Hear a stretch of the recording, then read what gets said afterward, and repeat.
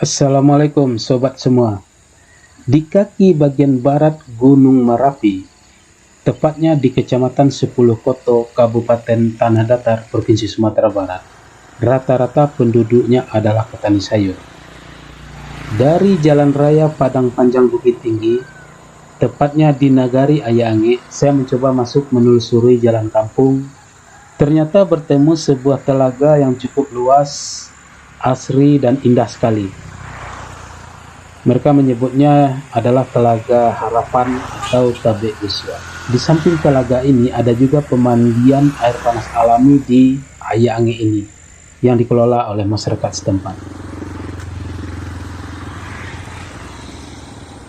Dari Nagari Ayaange ini saya akan melanjutkan perjalanan ke Nagari Panyalayan untuk melihat perkampungan dan perkebunan sayur para petani di sana.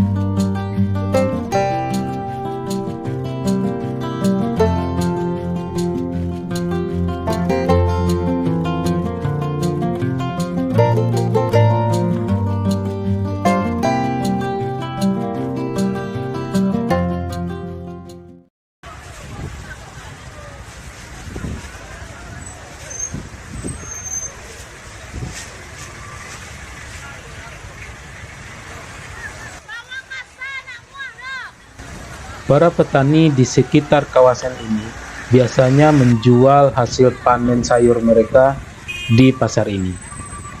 Pasar Kota Baru yang hanya digelar sekali seminggu khusus buat sayur saja.